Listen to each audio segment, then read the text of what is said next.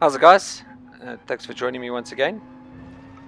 So this is just a quick little video, just telling you what we're going to be doing for our 24-hour that we're obviously planning for next month. So we are having a look at doing the 24-hour of Le Mans during the original time of Le Mans, which was supposed to be between the 20th and the 21st of June this year. The Le Mans was obviously changed because of coronavirus. So we want to host the 24-hour of Le Mans using Gran Turismo. I'll explain my reasonings behind that now.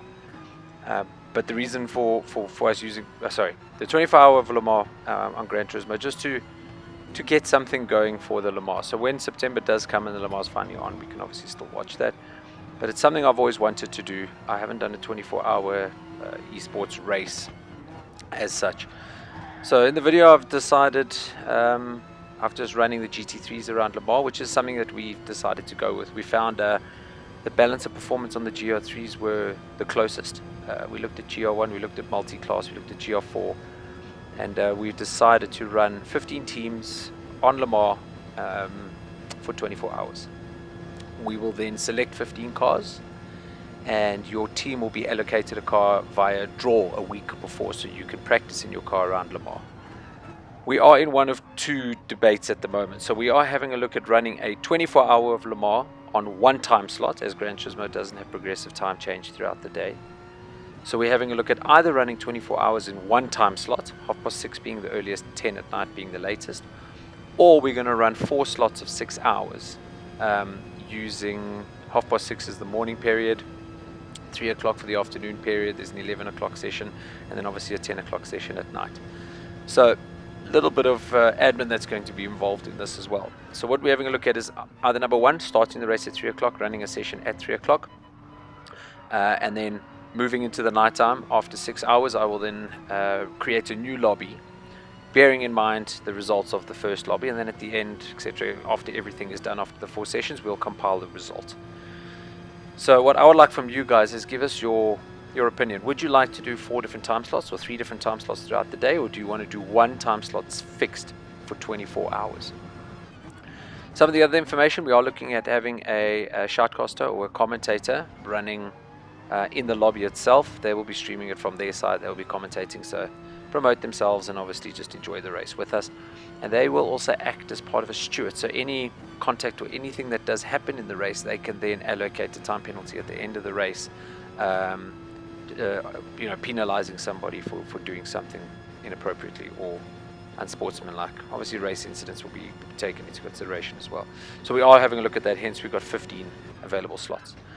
The reason why I've chosen Gran Turismo, there are better sim setups out there, obviously iRacing being the big one, rFactor, Race Room, Project Cars, ACC. ACC hasn't got Le Mans as far as I know, but the big reason why I chose Gran Turismo Sport is because in my personal community I know a lot of GT Sport players, and I think it's something that a lot of the guys play often. It'll be something a little bit more challenging for them. So we do race every week. There's a few GTSA championships, there's a lot of private championships that are running, and I just thought it'll be nice for them to use a platform that they are familiar with.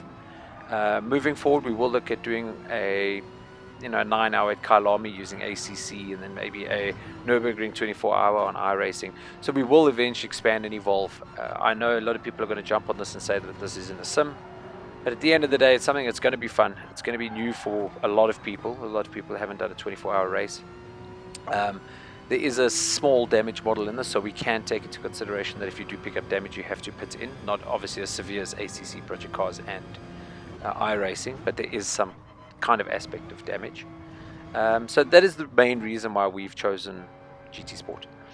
The reason why I chose GT3, LMP1 class is so diverse.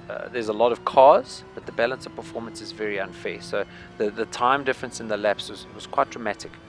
With the testing that we've been doing as well, the GT3 cars, you're looking at about a 2-second over a 4-minute difference between the fastest and the slowest cars that we've tested thus far.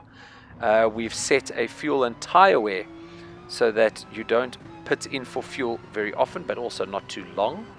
We'll release all of that once we've fine-tuned it. And from a tire perspective, it's going to be a little bit of strategy involved in there. So you can either do a one-stopper or stop on a change of tires and fuel, or you can do on a one fuel tank, you can change onto mediums twice in a stint, for example. So these are the things that we're busy playing around with. Not completely taking out soft tires yet, but we like I said, we are busy playing around with it. So closer to the time, once we've officially decided what tires we're going to use, what time slots, if we go for the time slot method, we will announce all of that. The GT3 cars, like I say, they are the closest balance on them. Yes, some are faster than others, but you find the slower cars have better tire and fuel wear. So it's a really good mix of cars, and I think if you do start playing with the vehicle that you get selected on, you start becoming accustomed to it and start working out strategy on it. I've tried to keep two realistic cars, so cars that would feature in Le Mans, for example, BMW, Mercedes-Benz, the Porsche GTR. I've left out the Vision cars, the Beetle. I've left out the GTI race car. You know, the cars that wouldn't have featured in this position. And like I say, we have tested those, and we currently are. So leading up to the race, we will host a lobby almost every night, testing and practicing. If anyone wants to join, they're more than welcome to, obviously, once you've entered. If you would like to do your own practice session, I'll release the settings that we do, so you guys can go play and practice. But we will release your manufacturer a week before the race. So as I said, we'll do a draw system with the 15 cars in a pot. Your team will be allocated a vehicle, no particular vehicle. So it's a typical luck of the draw. And then you've got a week to start getting to terms with the vehicle, playing with it, playing with the tire settings, the fuel settings, the day settings, and find your best match amongst your drivers, what you think works. On the team side, we're thinking of, maximum of 4 in a team.